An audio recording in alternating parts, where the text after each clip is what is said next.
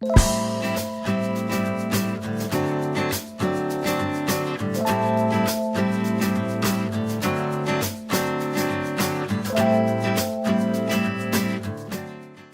I mentioned before, every treatment is absolutely individualized.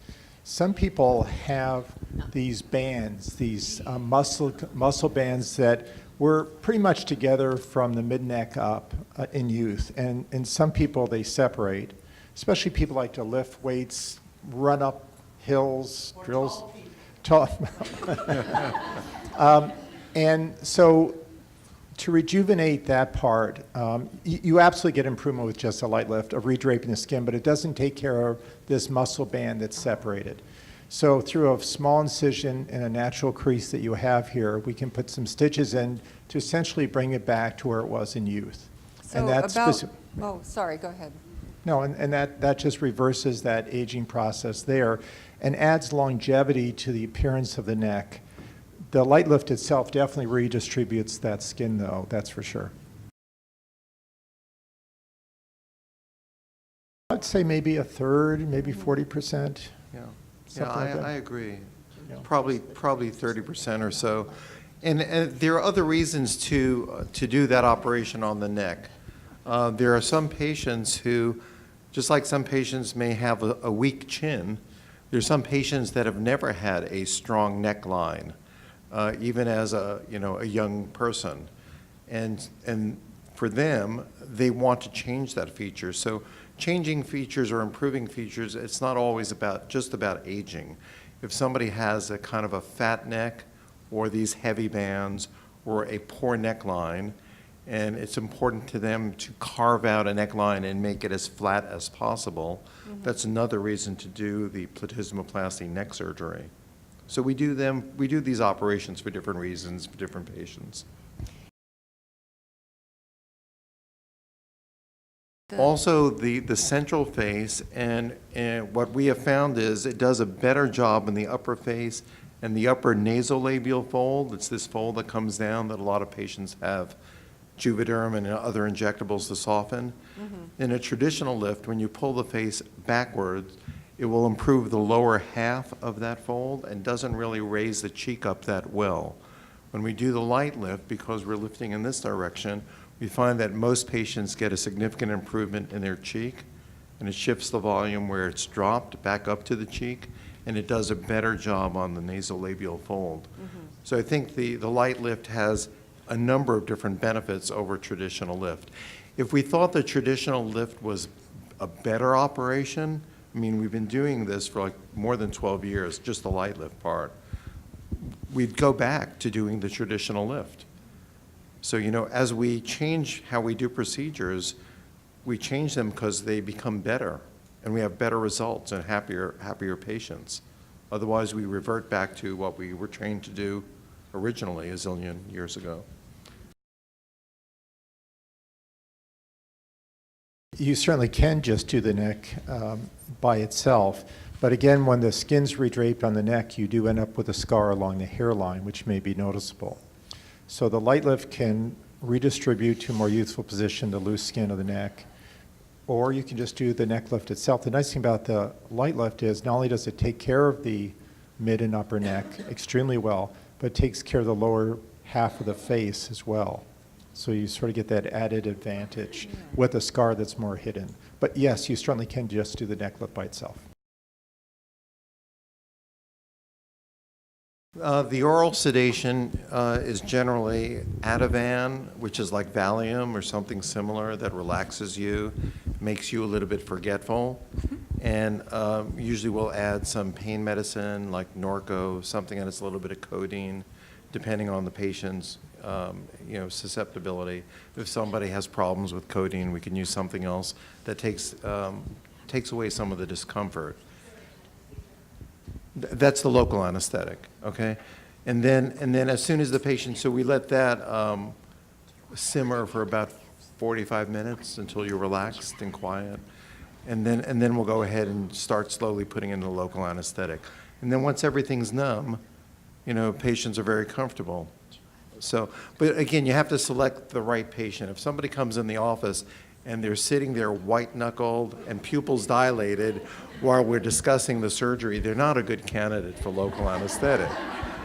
You know, if they come in and they say they have restless legs and, you know, they dance around at night and, you know, they're not a good candidate. Let me just add You just really a little do bit that. to what Dr. Horowitz was saying, especially in his talk about comfort. It's extremely important that we individualize everything. There are a tremendous number of doctors out there. Some are surgeons, some are not, OBGYNs and dermatologists and general surgeons. They're doing these sorts of procedures, and they don't have privileges, for example, in surgery centers and hospitals to do it. We offer everything for comfort. And as Dr. Horowitz mentioned, there's a number of conditions that we would not want you to do in the hospital. If you have labile high blood pressure that goes up and down, if you have sleep apnea, if you have an anxiety disorder, these are ones that you'd probably do better in a center where they can give some IV sedation where you're sort of in or out, or a general anesthetic.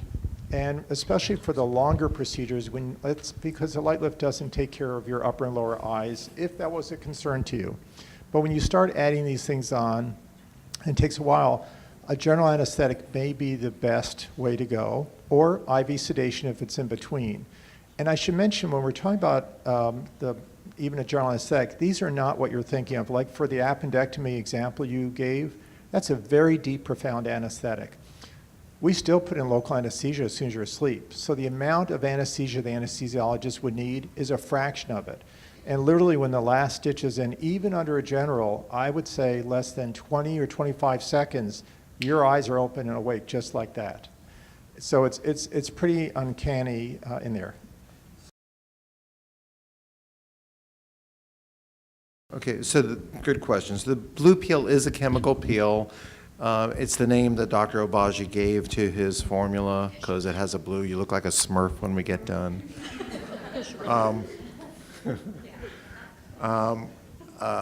So it's a chemical peel. So again, we have to individualize. We have to look and see what we need, what we want to change. You know, it's the color of your skin. If you have irregular pigment, if you have fine lines, if you have deeper lines.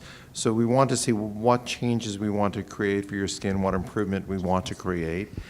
And then we also need to know how much time you're willing to give us for healing. So if a patient says, well, I'll be healed from this LiteLift in the first week, so I only have 5 or 7 days to get over this peel, then we say, okay, the blue peel's good. We can, you know, you'll be pretty well healed from that in 5 or 7 days.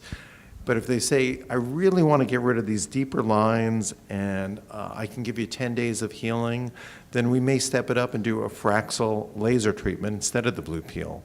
So the Fraxel laser, it's a CO2 laser, and there are different types of laser treatments, and those go a little bit deeper, but they have a little bit longer healing period. So once again, it's individualizing to, you know, what you want to accomplish and how much time you have to heal, and what your concerns are, because patients will come in and they'll say, my friend had a laser treatment and their face looked horrible for weeks and weeks and weeks, and I'm afraid of that. So we say, fine, okay, we have other alternatives. Again, going back to it, every treatment's individualized. So if you have very light colored skin and you have very deep wrinkles, especially on around your mouth, on the upper lip, for example, that's probably one of the more effective treatments. In the darker skin types, we usually don't recommend it or go very light because you can sometimes lose some pigmentation. But we have lots of surgical tools.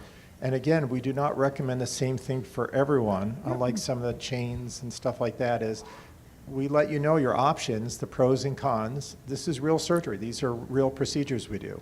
And we let you know as much as you possibly would want to know and more so you can make a good informed decision. So again, you know, we have to offer more than one thing because not everybody is a good candidate for the things that we're offering. So the blue peel we spoke about, it's, you know, chemical peel done for the reasons I discussed. The ThermiSmooth is one of the newer technologies that we have, which is a radio frequency technology. So in the facial area, mostly it's used for tightening skin. So it may be just around the eyelids, This is without the surgery, if we're just using the ThermiSmooth alone. It may be used for around the eyelids. It may be used for the entire face, to improve some of the jowling in the cheek area or the neck. It's not used in the face for fat reduction because most patients actually need volume, and we don't want to reduce any more fat in that area. So that's what the ThermiSmooth is. It's a non-invasive treatment. It feels like for those who've had hot stone therapy treatments, massages, feels like a warm stone, hot stone being run over the face. And it takes each session's 10 or 15 minutes usually, 30. 30. One side is 10 or 15 minutes there. And usually there's a series of those that's done until we get to an end point that you're happy with. So it's one of the things that we recommend to be done after you have a LiteLift, and to be done maybe after that every 6 months or at least once a year to, again, help maintain the tightness and integrity of the skin. So those are a couple of the options that you'll have if you sign up for the LiteLift today. Yeah, and just one comment about all of our non-invasive center at the BioSpa Medical Center. The same cell line, skin type that develops all of these cells when you're developing as a baby or a fetus, develops hair, nails, and teeth, and skin. So everyone gets it that you have to cut your hair every once in a while or have it colored, or you have to trim your nails or take care of those, or you go to the dentist to have your teeth whitening. Finally, we have products that are exceptional and can actually maintain and reverse some of these aging effects. And we have some of these non-invasive treatments like radiofrequency and various lasers and so on that can actually help you maintain, just like all the other things I just mentioned. So maintenance is important. A lot of people feel, well, if I just have this one sort of thing, I'm good for life, right? Well, you just cut your hair just one time. It's a good analogy.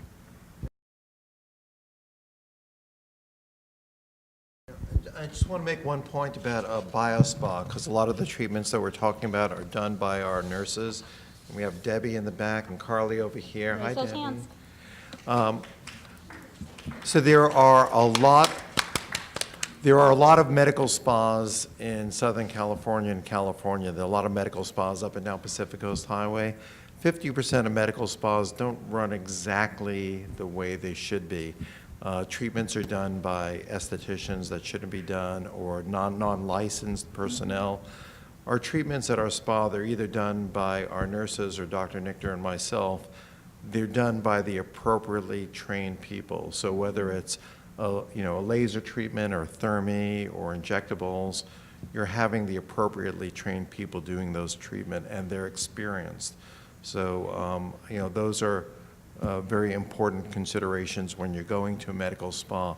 So we don't recommend, if you're having Botox or Juvederm or other treatments, to just look and see on Groupon who's offering Botox for $9 or $10 a unit.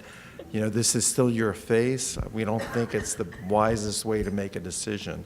So whether you come to our spa, and we hope you do, or go to another one, make sure that everybody's appropriately licensed who does your treatments. And not just licensed, all the protocols are developed by Dr. Horowitz and myself. There should be a doctor either on the facility or immediately available that's there that can oversee the treatments and make sure that they're done at the best efficacious level. Well, first of all, it tells me a very important fact, that you really are concerned about your appearance and would like to improve it. And that at this point, so basically you age three ways really quickly. One is the surface characteristics. Dr. Horowitz has just told you a bunch of energy sources that would work. The other is you lose volume in your cheeks. You gain it in other areas of interest, but yeah, you lose it in your cheeks and temples and sometimes a little spot here. And the fillers are only temporary. They don't take care of the loose sagging skin that the LiteLift does. One of the things that we like to do is we like to transfer fat if you're having this procedure, because the fat's going to stay with you the rest of your life. Although you'll continue to age and lose some of the fat that's in your cheeks over time, also there's stem cells in your natural fat that can actually help the skin quality as well. I would think would make you a better candidate because you're using the fillers to help support the sagging skin.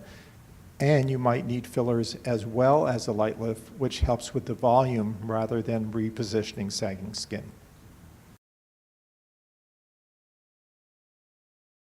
Well, we always have to take the fat out from someplace, right, to have fat.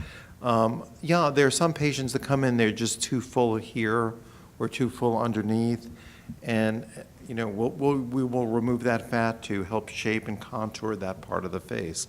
And some of that fat can be then used to transfer to the areas that you need it. I mean, typical areas that need fat are the cheeks, the areas just below the cheeks, the temple area, which are not frequently done, but probably should be done more often.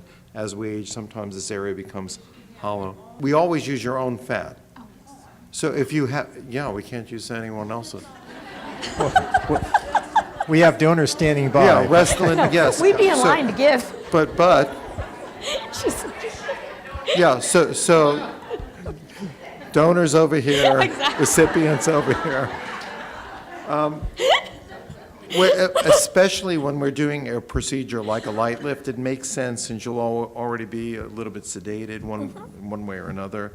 It makes sense to use your own fat, like Dr. Nichter said. So whether we take it from the facial area or maybe from your tummy, okay? And patients always say, take as much as you want. But we really only need like a tablespoon, Keep going, keep going, keep going. But for patients who are not having a procedure, sometimes it's just easier to go in and have the nurses put in Juvederm or Voluma. Well, we are nice enough and kind enough. Normally, these wonderful doctors, their fee is $100, but like they said, it's hourly, so you get an hour of their time. But since you took time to come to our event, and if you are if you'd like to come to our office for a consultation, being that you did come to the event, it is complimentary.